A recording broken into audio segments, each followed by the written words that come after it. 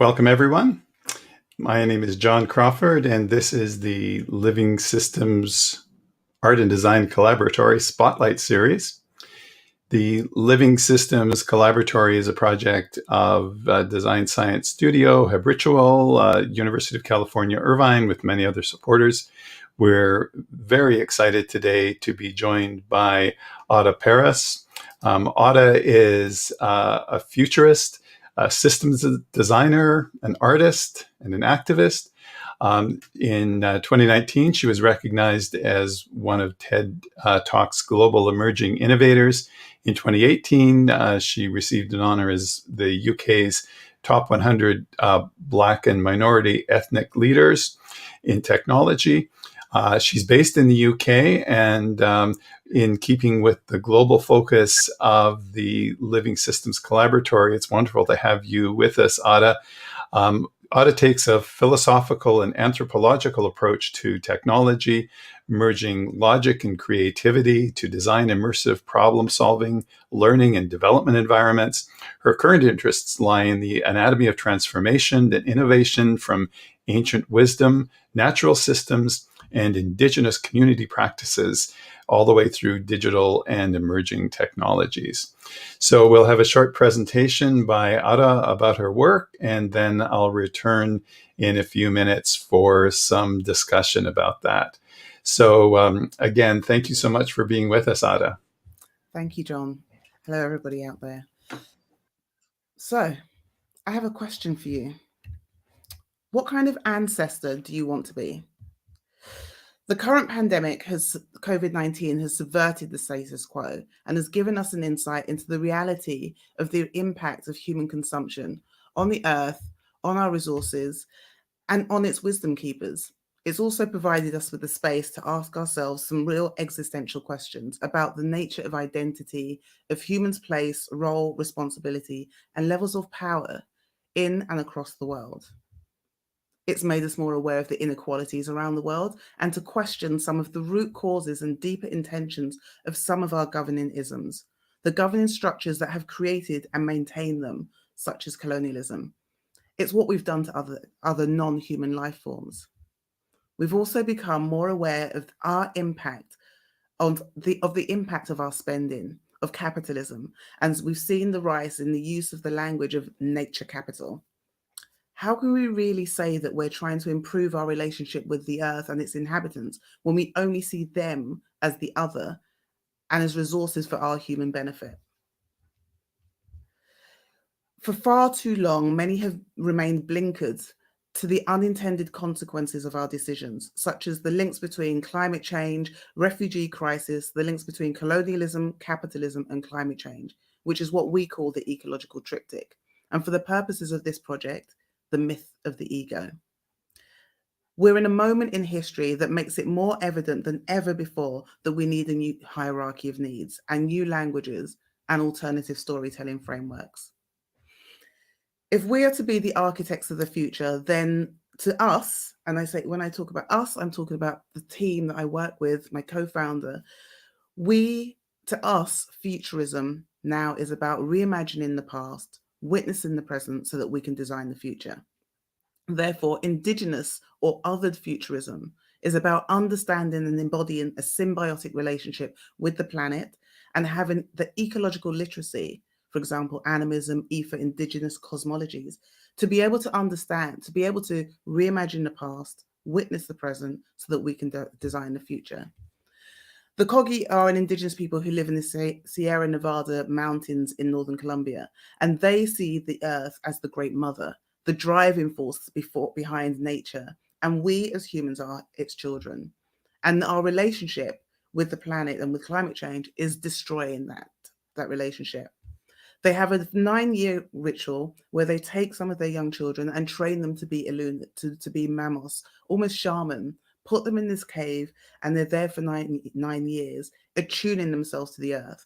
Through this deep concentration and symbiotic relationship, they start to really embody and experience a way of reconnecting the body-brain relationship and creating a symbiotic relationship with the earth.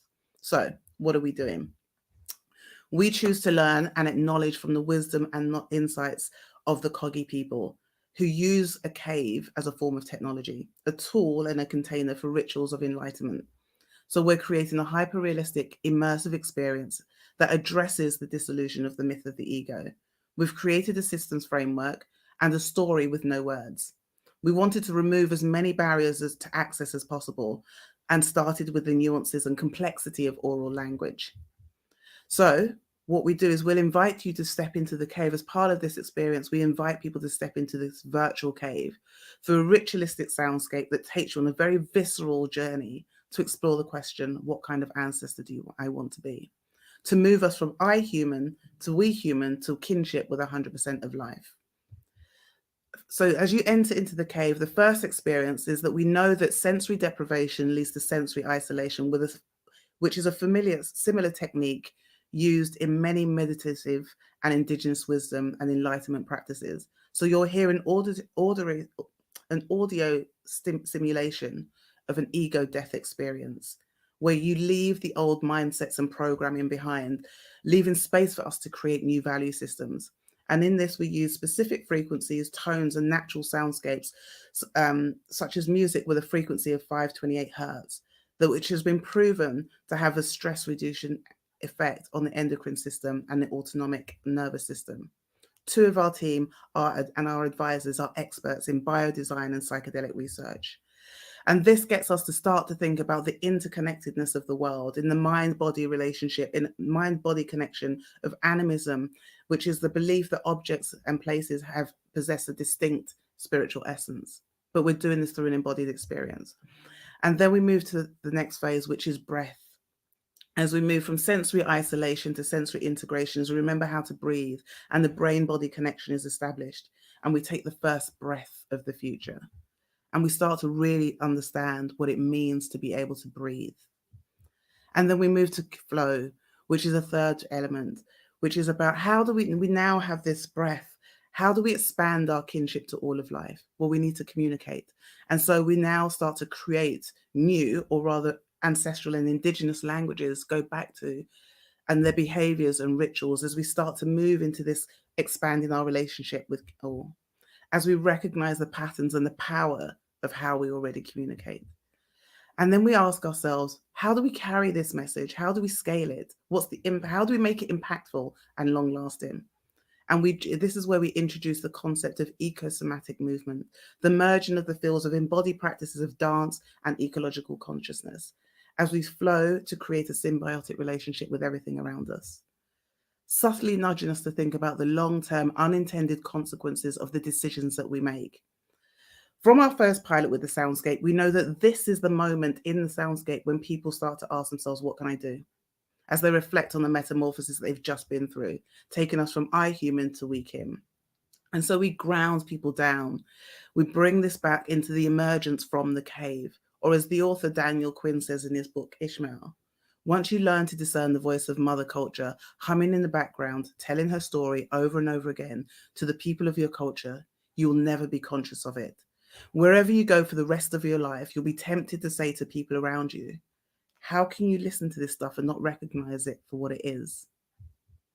So now I'd like to invite you to go with me on the journey into the cave. This is a 4-minute trailer.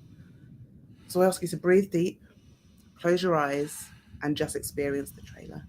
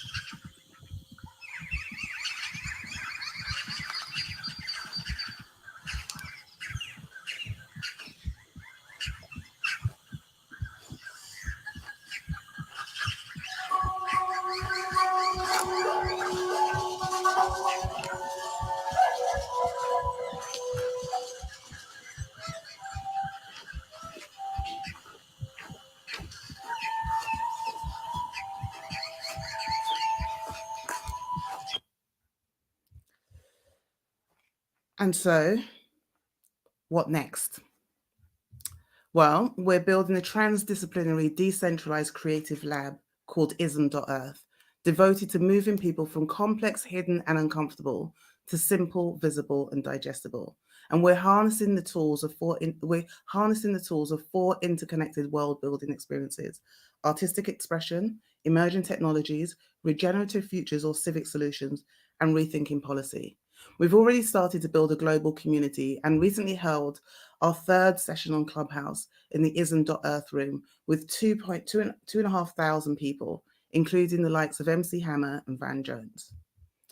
We're in the process of taking the online offline with 2 pilots. The first is that we're using our framework to help restore a harmonious relationship with nature, to approach the questions of what is needed from the land while creating spaces that empower personal transformation.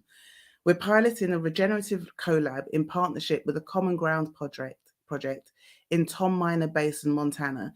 Hopefully, this will be run July and August this year, 2021, taking people on a full immersion of the soundscape as part of a 5-day experience.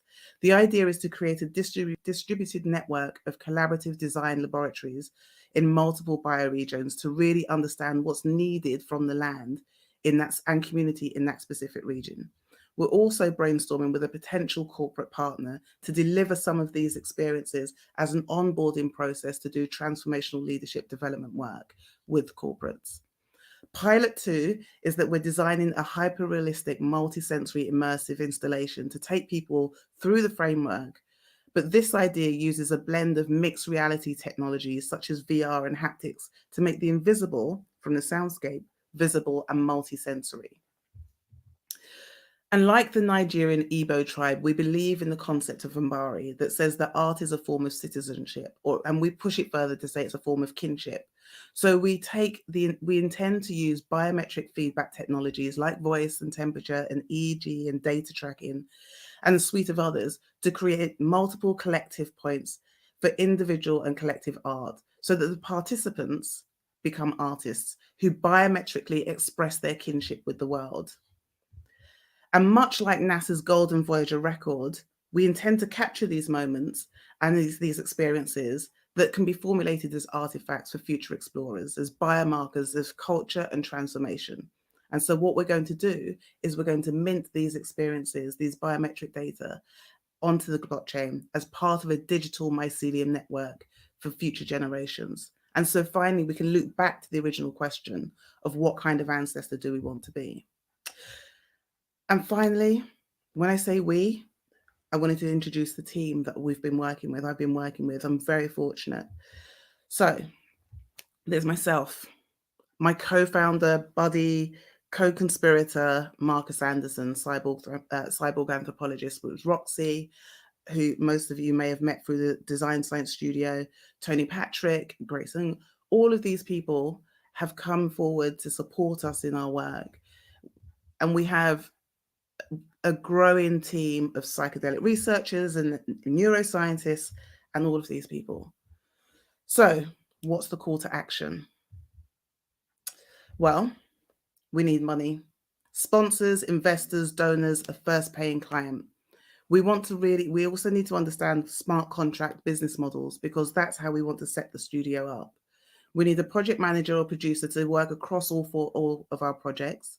We need tech hardware, so VR headsets, 360 cameras, VR microphones, etc. We need to understand, we need some bio-tracking hardware, blockchain coders and data scientists. And so just to recap, the project is the myth of the ego. We're creating a company, a collab called Ism.Earth. This is a transdisciplinary, decentralized collab.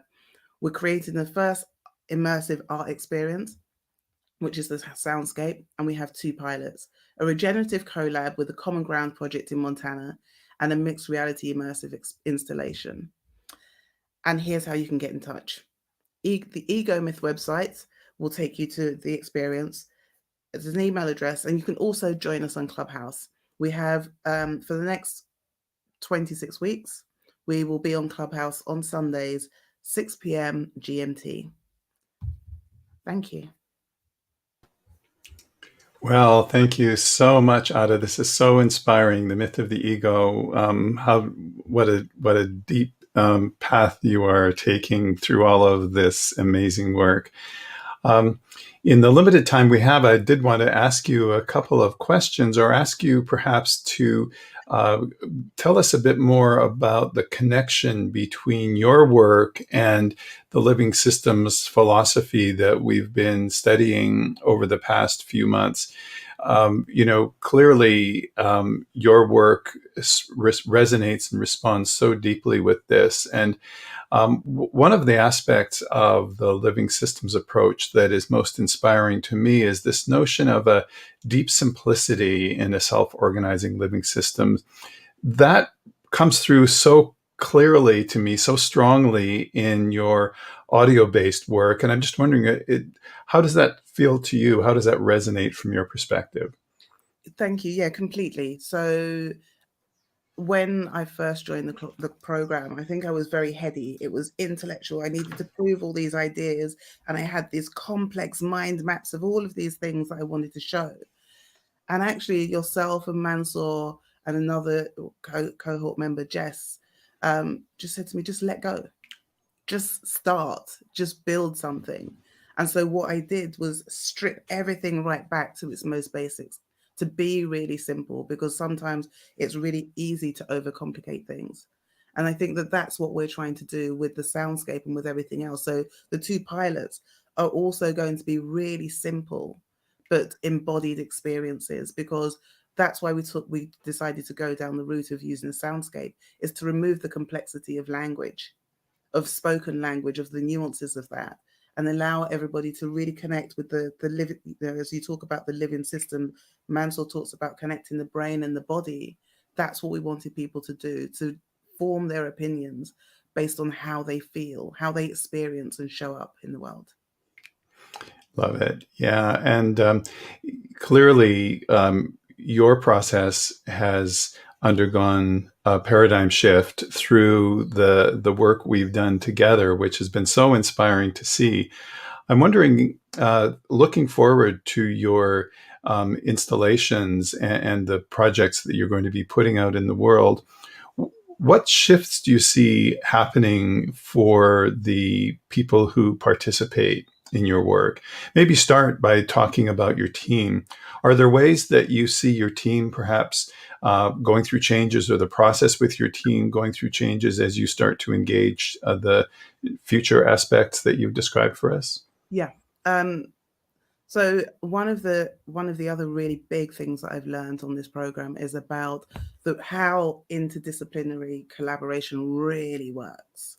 Not the intellectual idea of how it works, but how it really works, and how everybody has to embody that. And so what we've seen is, with the team that we have as part of this project, is that we've seen people going on their own journeys. Everybody started off somewhere, where they lent in because they understood this and they could see their own, they could see themselves in the project. But what we're doing now is that we're going to use this soundscape, this experience, as an onboarding process for everybody who works with us. So you have to go through that experience of embodying it and coming out the other side and asking yourself, well, what can I do? What do I choose? How do I make a choice? Or not how do I make a choice? What choices do I have, and what do I choose to do to take this further? And I think that that's how we're looking at it, that everybody who's working with us will go through the experience of this embodied process before they can start working on it. Hmm. And can you say anything about what you predict or what you hope will happen from the perspective of your visitors, guests, audience, the people that experience these projects in an embodied way? So I have been fortunate enough to be invited to and given a scholarship to attend the Santa Barbara Center for Art, Science and Technology in the summer, to explore ethnomedicine and ecosomatics and biodesign. So I will get a real understanding. I'm going to spend a month there getting a real understanding of how these things work, so that I can put that into the work. And I think that that's the way that this is going to happen, is that by continuing on this exploration of not being so heady, but actually being embodied and understanding and sharing and meeting other people. I think that that's how it's going to work. Wonderful. Well, for those, please go ahead. For the participants, sorry, because I didn't address your question. Yeah, it's fine. For the participants, what we've already understood is that the feedback we've got is that the soundscape alone takes people on this weird and wonderful journey. There's been people have cried, people have been transported back to the hills in Italy when they were 2 years old, looking out the window when it was raining. And they've all had these real visceral responses that they never expected. And it makes me, whenever I design something, I always go with there's a quote that I always use, and it's the same thing with this. The purpose of a storyteller is not to tell you how to think, but to give you questions to think upon. All the work that I do, all the work that we're doing is about getting people to ask themselves those questions that they've probably been avoiding asking. So important. Well, we're so thankful that you're with us and for the work you're doing and that you will continue to do. For those who are just tuning in, this is part of the Living Systems Collaboratory, co-sponsored by Buckminster Fuller Institute's Design Science Studio, habRitual Studios, and University of California, Irvine. We are putting together a whole series of spotlight presentations by other collaboratory members that you are welcome to see. And of course, this all is a part of Regenera Rising, the wonderful launch event coming out of Buckminster Fuller Institute and Design Science Studio. So with that, in the interest of time, we have to move on, but I'd like to close, Adah, by playing a short video of some of the work that you're showing in other aspects of this launch event. So thank you so much for being part of this event with us. I'll start the video now. Thank you, John.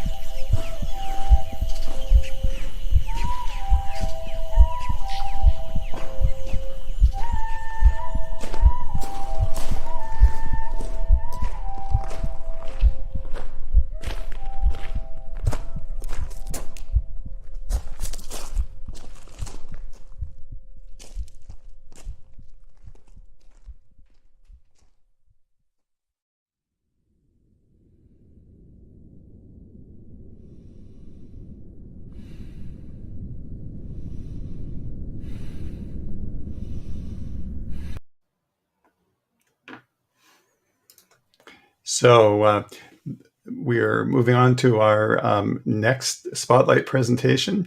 Thanks so much, everyone, for tuning in, and we'll see you in other parts of the Living Systems Collaboratory, Design Science Studio, and Regenera Rising.